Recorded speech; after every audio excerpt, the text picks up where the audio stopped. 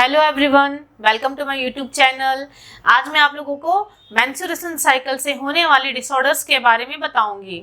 तो सबसे फर्स्ट है एमेनोरिया। एमेनोरिया क्या होता है हम देखते हैं। Amenorrhoea means absence of menstruation cycle for 6 month और मोर देन 6 मंथ। जो हमारा मेंस्ट्रुएशन साइकिल होता है वो 6 महीना या 6 महीने से अधिक समय के लिए अगर नहीं आता है किसी फीमेल को तो वो एमेनोरिया कहलाता है। एमेनोरिया एक प्रकार का लक्षण है, ये एक बीमारी नहीं है, ये डिजीज कंडीशन नहीं है, बट ये एक प्रकार का लक्षण है। अब एमेनोरिया को हम डिवाइड किए हैं 2 टाइप्स में, physiological amenorrhoea and there is a pathological amenorrhoea. Further जो फिजियोलॉजिकल एमेनोरिया है वो प्राइमरी में डिवाइडेड है और सेकेंडरी में डिवाइडेड है। वहीं पे देखा जाए तो पैथोलॉजिकल एमेनोरिया वो है फॉल्स में डिवाइडेड है and true pathological amenorrhoea. True further divided है primary pathological amenorrhoea, true further divided है primary pathological amenorrhoea and secondary pathological amenorrhoea. Next हम लोग देखेंगे फिजियोलॉजिकल एमेनोरिया। फिजियोलॉजिकल एमेनोरिया में हम लोग फर्स्ट देख रहे थे primary physiological amenorrhoea and secondary physiological amenorrhoea. तो फर्स्ट प्राइमरी फिजियोलॉजिकल एमेनोरिया में क्या होता है, absence of menstruation cycle until puberty. जब तक फीमेल प्यूबर्टी तक नहीं आ जाती तब तक उसका मेंस्ट्रुएशन साइकिल एब्सेंट रहता है। जनरली फीमेल्स में 12 to 13 ईयर्स ऑफ एज में मेंस्ट्रुएशन साइकिल स्टार्ट हो जाता है, लेकिन in this case primary physiological amenorrhoea females में menstruation cycle until 16 years of age तक स्टार्ट नहीं होता है। अब वो या तो उसको ऑलरेडी हिस्ट्री होता है, हिस्ट्री मतलब known history of the menstruation cycle absence, मतलब जैसे कि हम बोलते हैं जेनेटिक्स, अगर मदर्स को भी ये जेनेटिक डिसऑर्डर है या सिम्टम्स है तो same as it is females में भी आएंगे, उसके डॉटर्स में भी आएंगे। तो हिस्टोरिकली उसको मेंस्ट्रुएशन साइकिल का एब्सेंस होना, तो ये सारे को हम बोलते हैं प्राइमरी फिजियोलॉजिकल एमेनोरिया। और most common cause of primary physiological amenorrhoea क्या है, तो मोस्ट कॉमन कॉज जो प्रेगनेंसी का जो केस होता है वो एक प्रकार का प्राइमरी फिजियोलॉजिकल एमेनोरिया होता है, क्योंकि प्रेगनेंसी में 9 मंथ तक फीमेल को मेंस्ट्रुएशन साइकिल नहीं आता है। तो first this is the example of primary physiological amenorrhoea. Next हम लोग देखेंगे सेकेंडरी फिजियोलॉजिकल एमेनोरिया क्या होता है। सेकेंडरी रीजन क्या होता है इसका, तो absence of menstruation cycle after menstruation cycle start due to normal physiological phenomena. एक बार फीमेल में मेंस्ट्रुएशन साइकिल स्टार्ट हो गया, फॉर द एग्जांपल 12 से 13 साल में मेंस्ट्रुएशन साइकिल होने स्टार्ट हो गया, लेकिन कुछ पर्टिकुलर फिजियोलॉजिकल फेनोमिना की वजह से, शरीर में बदलाव की वजह से अगर उसको मेंस्ट्रुएशन साइकिल आना स्टॉप हो जाता है तो उस कंडीशन को हम लोग बोलते हैं सेकेंडरी फिजियोलॉजिकल एमेनोरिया।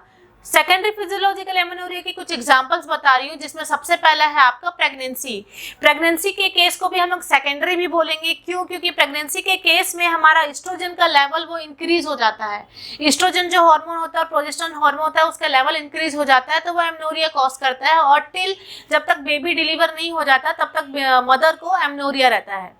नेक्स्ट है lactation. In the case of lactation, अगर मदर फीडिंग करा रही है तो फीडिंग के टाइम में हमारा जो प्रोलैक्टिन हार्मोन रहता है वो एक्सेसिव प्रोड्यूस होता है।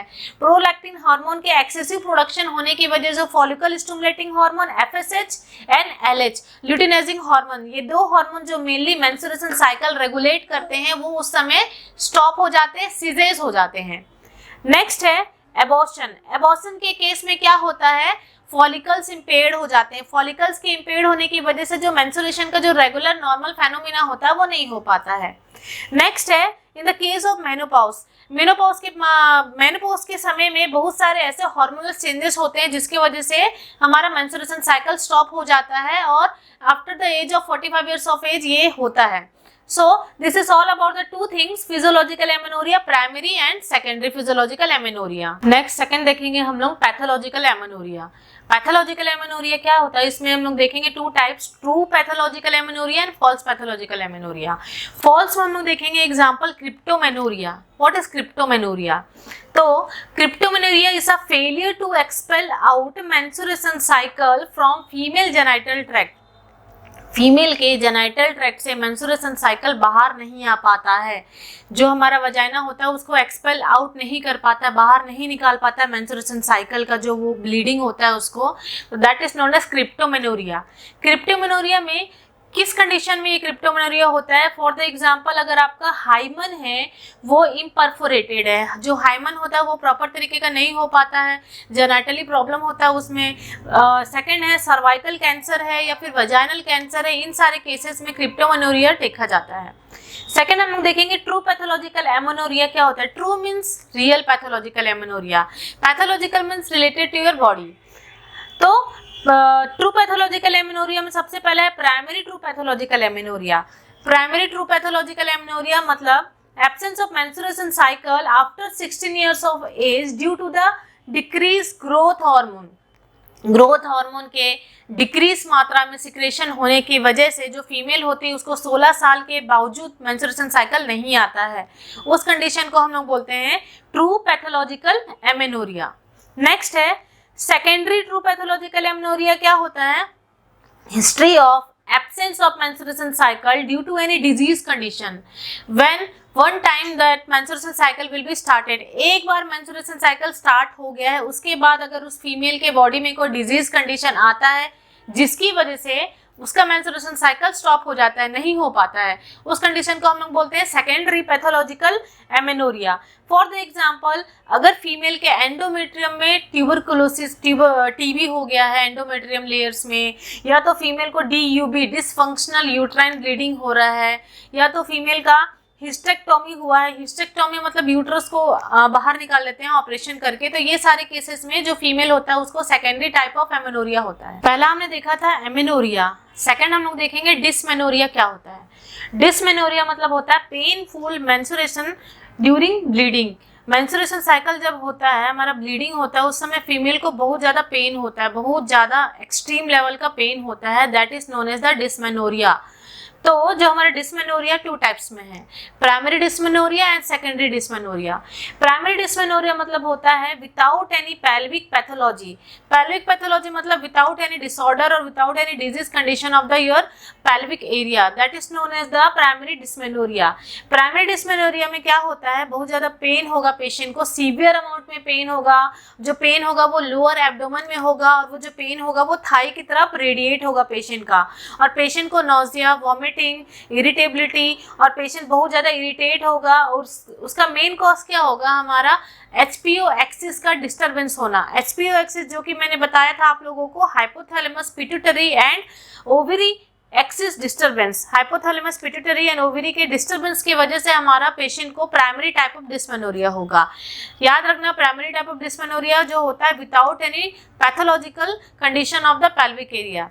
सेकेंड है हमारा, उसका मैनेजमेंट देखेंगे प्राइमरी का। तो प्राइमरी टाइप ऑफ जो डिसमेनोरिया हो रहा है, फीमेल को बहुत ज़्यादा एक्सट्रीम पेन हो रहा है, तो आपको उस कंडीशन में उसको कैप्सूल मेफेनेमिक एसिड दे सकते हो उसको पेन को रिलीफ करने के लिए, और पेशेंट को एस्ट्रोजन थेरेपी प्रोवाइड कर सकते हैं, और साथ में एंटी एमेटिक जैसे ऑर्डेनस्टोन हो गया, ये सारे मेडिकेशंस आप पेशेंट को दे सकते हो। सेकेंड है हमारा secondary dysmenorrhoea. Secondary type of जो डिसमेनोरिया होता है वो दैट इज रिलेटेड टू और that is with pelvic pathology. Pelvic area का कोई डिजीज कंडीशन होने की वजह से सेकेंडरी टाइप ऑफ डिसमेनोरिया होता है। इसमें पेन होगा पेशेंट को, बट जो पेन होगा वो थाई की तरफ रेडिएट नहीं होगा, ओनली लोअर एब्डोमिनल एरिया में डल नेचर का पेन होगा। ये जो पेन होता है वो किस किस वजह से होता है और ये क्यों होता है? तो यूट्राइन ओवेरियन कैंसर है, मान लो फीमेल को यूट्रस में कैंसर है या फिर ओवरीज में कैंसर है, जिसके वजह से इस टाइप ऑफ सेकेंडरी डिसमेनोरिया होगा। और साथ में PID, पेल्विक इन्फ्लामेटरी डिजीज, अगर जो फीमेल है उसको पेल्विक इन्फ्लामेटरी डिजीज है तो भी पेशेंट को सेकेंडरी टाइप ऑफ डिसमेनोरिया होगा। इसका मैनेजमेंट है सिम्टोमेटिक ट्रीटमेंट। जो भी सिम्टम्स दिख रहे हैं पेशेंट के, साइन एंड सिम्टम दिख रहे हैं, तो 1 by 1 उसको ट्रीटमेंट करना, that is only the management of secondary dysmenorrhoea. Third हम लोग देखेंगे हाइपरमेनोरिया। हाइपरमेनोरिया को हम लोग मेनोरेजिया भी बोलते हैं। हाइपरमेनोरिया क्या होता है देखते हैं। Bleeding in excessive amount more than 80 ml और मोर देन 7 days। जो फीमेल है उसका मेंस्ट्रुएशन साइकिल जब होता है, ब्लीडिंग होता है, तो वो ज़्यादा मात्रा में होगा, हाई अमाउंट में होगा। जो अमाउंट होगा वो मोर देन 80 ml होगा, और जो रेगुलरली 5 days का जो होता है नॉर्मल मेंस्ट्रुएशन साइकिल का, बट इन दिस केस जो फीमेल है उसको 7 days तक मेंस्ट्रुएशन साइकिल होगा, और 7 days से मोर भी हो सकता है। तो that is known as the hypermenorrhoea और मेनोरेजिया। लेकिन अगर हम लोग डेज और अमाउंट में देखें तो सबसे पहले प्रायोरिटी हमको अमाउंट में देना चाहिए। नेक्स्ट है हाइपोमेनोरिया। हाइपोमेनोरिया क्या होता है? ब्लीडिंग लेस इन अमाउंट और less than amount means less than 20 ml और लेस देन 2 डेज। जो फीमेल है उसको 20 ml से कम मात्रा ब्लीडिंग होगा और जो डेज है उसमें देखा जाए तो 2 डेज का होगा।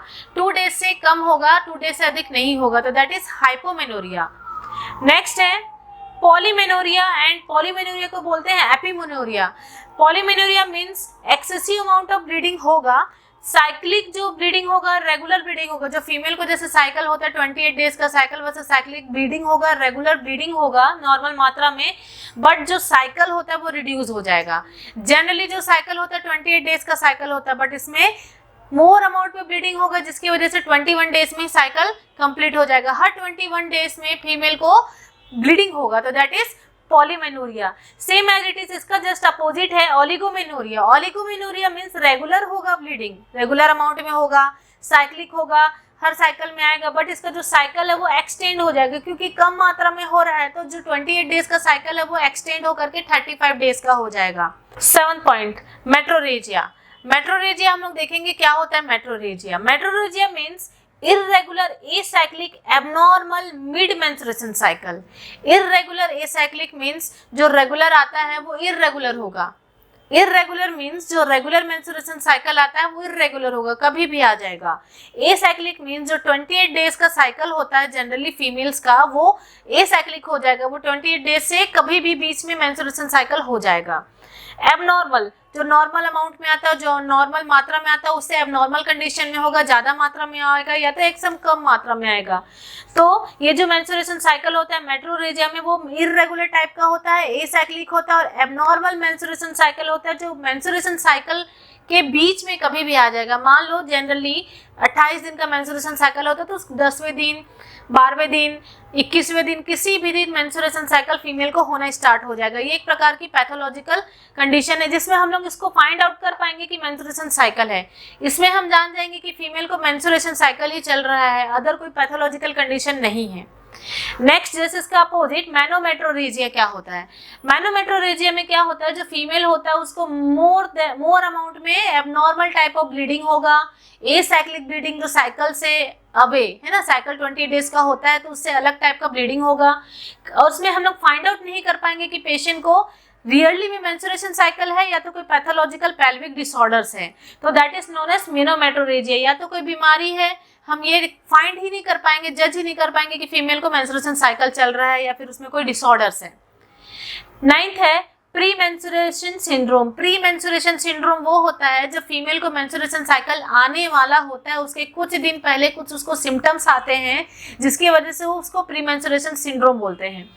जो सिम्टम्स होता है due to psychological symptoms appear before menstruation cycle, जो फीमेल होती है उसके माइंड पे कुछ साइकोलॉजिकल सिम्टम्स अपीयर होने लग जाते हैं, वो मेंस्ट्रुएशन साइकिल से बहुत एंजाइटी, फियर, इरिटेट होने लग जाती है, हेडेक होने लग जाता है, उसको डर हो जाता है मेंस्ट्रुएशन साइकिल होगा तो मैं क्या करूंगी, ये सारे डर, ये सारे pre appearance of menstruation cycle. Menstruation cycle appear होने से पहले जो फीमेल को बहुत ज्यादा साइकोलॉजिकल प्रॉब्लम होता है उसको हम लोग बोलते हैं प्री मेंस्ट्रुएशन सिंड्रोम। इसमें कुछ लक्षण देखे जाते हैं महिला के अंदर, जैसे कि उसको बहुत ज्यादा मेंस्ट्रुएशन साइकिल आने के समय एंजाइटी होगा, एंगर होगा, वो गुस्सा करेगी, इरिटेट होगी, हेडेक होगा, महिलाओं को इंसोम्निया, रात में नींद नहीं आएगा, और उसको बहुत ज्यादा एक्सेसिव पेन होना स्टार्ट हो जाता है लोअर एब्डोमेन की तरफ से। इसका ट्रीटमेंट है कैप्सूल एल्प्लाजोलम हो गया, ब्रोमोक्रिप्टिन हो गया, या फिर एंटी डिप्रेसेंट्स मेडिकेशंस भी आप दे सकते हो। One more sign and symptom है कि प्री मेंस्ट्रुएशन सिंड्रोम जब होता है तो फीमेल को ब्रेस्ट में टेंडरनेस होने स्टार्ट हो जाते हैं, तो ब्रोमोक्रिप्टिन मेडिकेशन है वो ब्रेस्ट के टेंडरनेस को रिड्यूस करता है। नेक्स्ट हम लोग देखेंगे पीसीडी, प्राइमरी सीलियरी डिस्काइनेसिया। ये एक प्रकार का एबनॉर्मल टाइप ऑफ सीलिया प्रेजेंट होता है फैलोपियन ट्यूब में, तो इस कंडीशन को हम लोग बोलते हैं प्राइमरी सीलियरी डिस्काइनेसिया। इसमें फैलोपियन ट्यूब में जो एबनॉर्मल सीलिया होता है वो आगे जाकर के फीमेल को इनफर्टाइल कर देता है, वो आगे जाकर के बेबी प्रोड्यूस नहीं कर सकती, बेबी को कंसीव नहीं कर सकती फीमेल। तो ये सारे जो डिसऑर्डर्स हमने देखे हैं वो पीसीडी के। सो आई होप कि आप लोगों को मेरा टॉपिक आज समझ में आया होगा। Thanks for watching my video.